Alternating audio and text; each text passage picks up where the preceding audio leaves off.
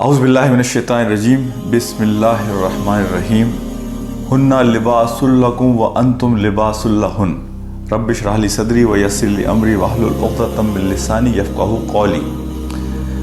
आज मैं शादी के हवाले से बहुत मुख्तसर बात आपसे करना चाहूँगा। जो नई नई शादियाँ होती हैं, न्यूली मैरिड कपल्स, उनके हवाले से कि कुछ चीज़ें हैं कि जो शादी के आगाज़ ही में मियाँ और बीवी को मिल बैठकर तय करने की ज़रूरत होती है। उसमें पहली चीज़ तो यह है कि आप शादी का जो असल मकसद है उस बड़े मकसद को अपने सामने रखें, और वो बड़ा मकसद है कि अल्लाह सुब्हानहू व तआला आपको ये मौका फराहम करते हैं कि आप इस दुनिया की ज़िंदगी के रंग में ऐसा रंग भरें कि जो आपकी लेगेसी बन जाए और आपके लिए सदका जारिया बन जाए। आप इस ख़ानदान को एक मिसाली ख़ानदान बनाएं, ऐसा ख़ानदान कि जो दुनियावी एतबार से भी और आखिरत के एतबार से भी लोगों के लिए एक मिसाल, एक नमूना बन जाए। ये अल्लाह की जानिब से दिया हुआ वो मुक़द्दस रिश्ता है जो इंसानी रिश्तों का सबसे पुराना रिश्ता है, माँ बाप के रिश्ते से भी पुराना। और ये वो रिश्ता है कि जिसके ज़रिए से मैं ऐसी नस्ल तैयार करूँगा कि जो मेरे लिए लेगेसी और सदका जारिया बनेगी। मेरा और मेरी बीवी का जो ताल्लुक़ है, इस ताल्लुक़ को मैं उन बुनियादों पर लेकर चलूँगा कि जो कुरान और सुन्नत से साबित हैं कि हम एक दूसरे के साथ वफ़ादार, एक दूसरे के हमदर्द, एक दूसरे के बही ख्वाह और एक दूसरे के खैर ख्वाह बनकर इस ज़िंदगी को लेकर चलेंगे। इस बड़ी तस्वीर को सामने रखकर आप जब इस काम का आगाज़ करेंगे तो अल्लाह सुब्हानहू व तआला की रहमतें, मर्सी और बरकत आपके शामिल हाल रहेगी। दूसरी चीज़ मैं ये बात कहता हूँ कि देखिए, इस रिश्ते में जो बड़ी अहम चीज़ है वो है एक दूसरे को समझना, उसके लिए एक दूसरे को वक्त देना, टाइम एंड स्पेस। और हम ज़्यादातर वक्त लगाते हैं अपने आप को दूसरे को समझाने के लिए, हम दूसरे को समझने की कोशिश नहीं करते। बीवी शौहर को और शौहर बीवी को एक दूसरे को समझने की कोशिश करें, उसके लिए टाइम दें, स्पेस दें, अकोमोडेट करें। मैं ख़ास तौर पर बेटियों को कहूँगा कि आप जिस घर से आ रही हैं उसका अपना एक कल्चर होगा, उसके अपना एक काम करने का तरीका होगा। आप अब एक नए घर में हैं तो बाद औक़ात मैं देखता हूँ बच्चियों को कि बोलती हैं कि हम तो ये काम ऐसे करते थे, हमारे अब्बू तो ये काम ऐसे करते थे। अच्छा, अब आप एक नए माहौल में और एक नए घर में हैं तो उस घर की रूटीन को समझने की कोशिश कीजिए, उनके तौर तरीक़े को समझने की कोशिश कीजिए। तो लिहाजा बहुत सारी चीज़ें मुश्तरक भी होंगी, लेकिन नई जगह पर अपने आप को एडजस्ट और अकोमोडेट करने में अपने आप को उस पुराने ताल्लुक़ से काट कर एक नए माहौल में अपने आप को संभालने और एडजस्ट करने की कोशिश करें। और यहाँ मैं लड़के से एक बात कहूँगा कि देखें, आपके लिए कुछ नहीं बदला है, बच्ची की तो सारी दुनिया बदल गई। वो अपना घर छोड़ के, अपने करीब तरीन रिश्ते छोड़कर यहाँ आ गई आपके। उसके लिए तो हर चेहरा नया चेहरा है, हर चेहरा अजनबी चेहरा है।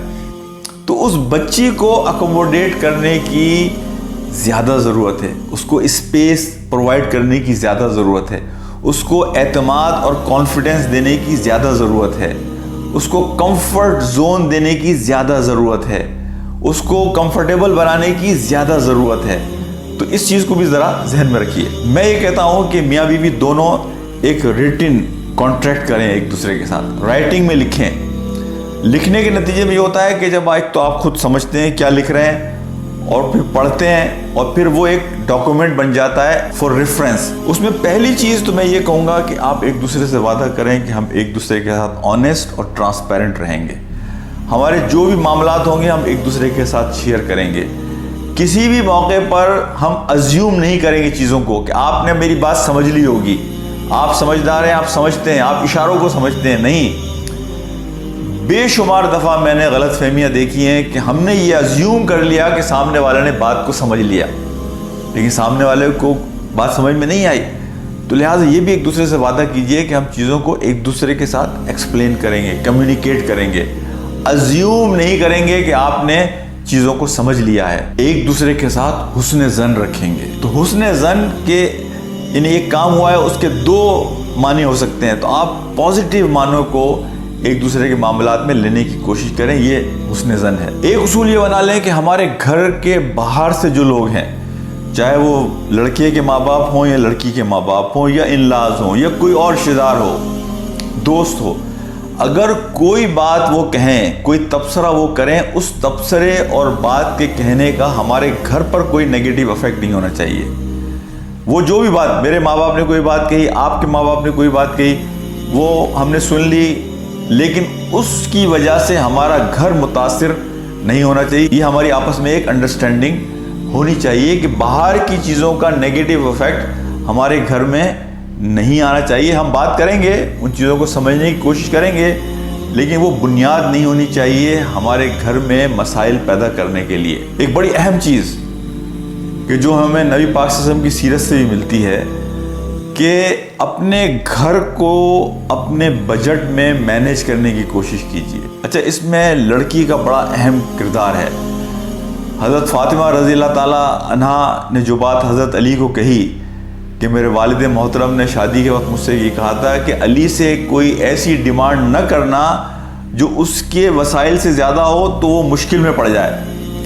تو اپنے وسائل میں رہنا یہ زندگی کی وہ بنیادی کی ہے کہ جو آپ کو ہمیشہ خوش رکھے گی، تعلقات کو بھی بہتر رکھے گی اور آپ کو بہتر انداز میں اپنی پلاننگ اور آگے بڑھنے میں بھی مدد کرے گی۔ اپنے بجٹ میں، جو بھی آپ کا بجٹ ہے، آپ اپنے پیر اپنی چادر کو دیکھ کر اس سے بھی کم پھیلانے کی کوشش کریں گے تاکہ آپ کی زندگی میں کوئی مسائل پیدا نہ ہو اور شوہر پر کوئی غیر ضروری بوجھ نہ ہو کہ جس کی وجہ سے گھر کے تعلقات بھی خراب ہوں اور وہ حرام کی طرف جانے پر مجبور ہو۔ اور دیکھیں، لڑکے کو چاہیے رسپیکٹ اور لڑکی کو چاہیے محبت۔ ایک دوسرے کے ساتھ یہ جو تعلق ہے نا رسپیکٹ اور لو کا، یہ ہر صورت میں باقی رہنا چاہیے۔ تو اس میں ضرور خیال کریں اس چیز کا کہ آپ جو الفاظ استعمال کرتے ہیں، آپ جو مثالیں استعمال کرتے ہیں، آپ گفتگو میں جو باڈی لینگویج استعمال کرتے ہیں، کہ اس میں یہ دو جو تعلق ہے نا رسپیکٹ اور لو کا، یہ متاثر نہیں ہونا چاہیے۔ اچھا، ایک اور بڑی بنیادی اہم چیز یہ ہے کہ اپنے گھر کی خبروں کو، معاملات کو اپنی حد تک رکھیے۔ دیکھیں، یہ بڑی ڈسگریس کی بات ہوتی ہے کہ آپ کے معاملات کا علم باہر کے لوگوں کو، وہ مسائل حل نہیں کر سکتے آپ کے، اور اکثر لوگ مشورے آپ کو غلط دیتے ہیں۔ لہٰذا یہ بڑی اہم چیز ہے اور یہ بڑے وقار اور ڈگنیٹی کی بات ہوتی ہے کہ آپ اپنے معاملات اور خبروں کو اپنے گھر میں رکھیں۔ یہ میں نے دیکھا ہے بہت تباہ کن چیز ہوتی ہے کہ گھر کی چیزیں باہر کے لوگوں کو پتہ چلیں، اور پھر اگر بیوی کو پتہ چلے کہ شوہر نے میرے بارے میں یہ بات کہی ہے، یا شوہر کو پتہ چلے کہ بیوی نے یہ بات باہر کے لوگوں سے کی ہے، تو اس گھر کا پورا امیج خراب ہوتا ہے۔ اسے کہتے ہیں جگ ہنسائی، کہ ساری دنیا میں آپ لوگوں کو ہنسنے کے موقع فراہم کرتے ہیں۔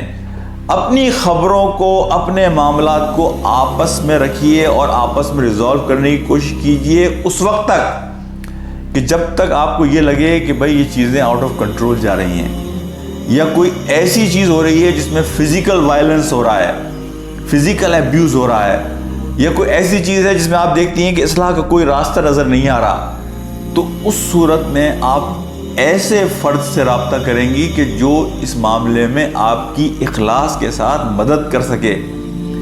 یعنی ہر تھرڈ پرسن آپ کے لیے مخلص نہیں ہے، تو لہٰذا خبر کو شیئر کرنا اپنی جگ ہنسائی کرانا ہے۔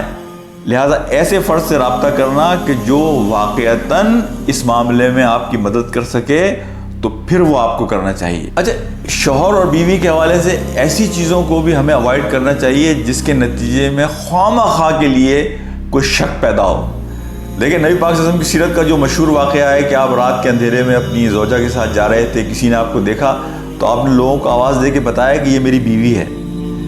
یعنی کوئی ایسا پہلو اپنی زندگی میں نہ رکھیے جس سے خواہ کے لیے شکوک ایک دوسرے کے بارے میں پیدا ہوں۔ اپنی زندگی کو ایک دوسرے کے لیے بالکل کھلا اور ٹرانسپیرنٹ رکھیے۔ ایک دوسرے کے فون کھلے ہونے چاہیے ایک دوسرے کے لیے، ایک دوسرے کا ای میل ایڈریس ایک دوسرے کو پتہ ہونا چاہیے، سوشل میڈیا پہ میں کہاں جاتا ہوں اور میں کہاں جاتی ہوں یہ ایک دوسرے کے لیے بالکل اوپن ہونا چاہیے۔ یہ ٹرانسپیرنسی ہے، یہ ٹرسٹ ہے ایک دوسرے کے اوپر۔ تو یہ وہ چیز ہے کہ جس سے یہ شکوک و شبہات کے سارے دروازے جو شیطان وسوسے ڈالتا ہے وہ سب بند ہو جاتے ہیں۔ اچھا پھر یہاں میں ایک بات یہ کہوں گا، دیکھیں ایموشنل انٹیلیجنس جو ہے نا وہ رشتوں کے لیے بڑی اہم ہے۔ ایموشنل انٹیلیجنس یہ ہے کہ آپ اپنے جذبات کو بھی سمجھتے ہیں اور سامنے والے کے جذبات کو بھی سمجھتے ہیں۔ آپ اپنے جذبات کو کس طرح کنٹرول کریں یہ آپ کے اندر صلاحیت ہے، اور سامنے والے کے جذبات کو سمجھتے ہوئے کوئی ایسی چیز نہ کہیں نہ کریں جس سے اس کے جذبات مجروح ہوں۔ رسپیکٹنگ ایچ ادرس ایموشنز، اس میں جو حضرت امام احمد بن حنبل رحمۃ اللہ علیہ کی جو بات ہمیں ملتی ہے کہ 40 سال کا ساتھ تھا ان کا اور ان کی بیوی کا، اور وہ کہتے تھے کہ ہمارے درمیان کبھی کوئی تنازع تو ہوا لیکن کبھی کوئی جھگڑا یا تیز آواز میں ایک دوسرے سے گفتگو نہیں ہوئی۔ اس کی بنیادی وجہ یہ تھی، امام احمد نے جب اپنی بیوی کے انتقال کے بعد بتائی، کہ جب یہ ناراض ہوتی تھی تو میں خاموش ہو جاتا تھا، اور جب میں ناراض ہوتا تھا تو یہ خاموش ہو جاتی تھی۔ دیکھیں یہ بہت بنیادی چیز ہے، اور میں نے ذاتی طور پہ اپنے رشتے میں بھی اس چیز کو آزما کر دیکھا ہے کہ جب دونوں گرم ہوں تو they will collide with each other, nothing will happen but destruction۔ لیکن اگر ایک گرم ہے دوسرا ٹھنڈا رہے اس وقت، یہ 5-7 منٹ کی بات ہوتی ہے، چند منٹوں کی بات ہوتی ہے، اور اس کے بعد آپ اپنی بات کو زیادہ بہتر انداز میں سمجھا سکتے ہیں، کمیونیکیٹ کر سکتے ہیں۔ لیکن اسی وقت اگر دونوں آرگومنٹ میں شروع ہو جائیں تو مسائل بڑھتے ہیں، مسائل کم نہیں ہوتے۔ اور یہاں دونوں کو میں ایک اور نصیحت یہ کروں گا، دیکھیے سوشل میڈیا نے یہ کیا ہے کہ ہماری زندگیوں کے اندر ایک خلا پیدا کیا ہے، یعنی کمیونیکیشن تو بڑھی ہے فون کے ذریعے، لیکن وہ آپس کے تعلقات جو ہیں ان میں خرابی کا بھی ایک بہت بڑا ذریعہ بنا ہے کمیونیکیشن۔ یعنی آپ کو اپنا گلاس ہمیشہ آدھا خالی نظر آتا ہے، تو آدمی کو یہ لگ رہا ہوتا ہے کہ other side of the grass is green. تو سوشل میڈیا کا یہ جو افیکٹ ہے نا فیملی لائف کے اندر، کہ لگتا ہے کہ اس کا شوہر سب سے زیادہ اچھا ہے اور اس کی بیوی سب سے زیادہ اچھی ہے، اور وہ گھر شاید سب سے زیادہ خوش ہے، اور ان چیزوں کو بالکل ڈسریگارڈ کر کے اپنے گھر کو فوکس کریں کہ ہمیں اپنے گھر کو بہتر کرنا ہے، خراب نہیں کرنا ہے۔ تو سوشل میڈیا کے جو نیگیٹو افیکٹس ہیں، اللہ نے آپ کو جو وسائل دیے ہیں، جو رشتے دیے ہیں، جو مواقع دیے ہیں، اس پر خوش رہنا اور مطمئن رہنا یہ کامیابی کی سب سے بڑی بنیاد ہے۔ وہ لوگ خوش بھی رہتے ہیں اور وہ اللہ کی مرسی ان پر مسلسل برستی بھی رہتی ہے کہ جو اللہ کے دیے ہوئے وسائل، اللہ کے پلان، اللہ نے جو نعمتیں انہیں دی ہیں، جو رشتے دیے ہیں، ان پر مطمئن اور خوش رہتے ہیں۔ تو جو بات میں نے کہی آپ سے کنکلوڈ کر ایک دوسرے کو سمجھنے کی کوشش کرنا، ایک دوسرے کو ٹائم اینڈ اسپیس پرووائڈ کرنا، ایک دوسرے کے جذبات کا احترام کرنا، اپنے گھر کے معاملات کو اپنے گھر میں رکھنا، گھر کے باہر کے لوگ جو بھی تبصرے کریں، جو بھی بات کہیں، اس سے کوئی نیگیٹو افیکٹ آپ کے گھر پر نہیں آنا چاہیے، اور آپ کو اپنے وسائل کے اندر زندگی کو گزارنا ہے، اپنے جو بھی بجٹ ہے آپ کا اس بجٹ میں رہ کر آپ کو زندگی گزارنا ہے۔ اور آخری بات میں نے آپ سے یہ کہی کہ سوشل میڈیا کے نیگیٹو افیکٹ سے اپنے بچوں کو بچائیے، اپنے گھر کو بچائیے۔ ان ساری چیزوں کو کرنے سے پہلے سب سے پہلی بنیادی بات جو میں نے آپ سے کہی تھی کہ اس رشتے کے بڑے مقصد کو سامنے رکھیے۔ یہ خالصتاً وہ مقدس رشتہ ہے جب آپ نکاح میں ایک دوسرے کے ساتھ آئے، کہ یہ وہ موقع ہے جس پہ نبی پاک صلی اللہ علیہ وسلم نے خطبے کا حکم دیا، خطبہ نکاح۔ اور اسلام میں خطبہ خاص مواقعوں پر آیا ہے، حج کے موقع پر، عیدین کے موقع پر، جمعے کے موقع پر اور شادی کے موقع پر۔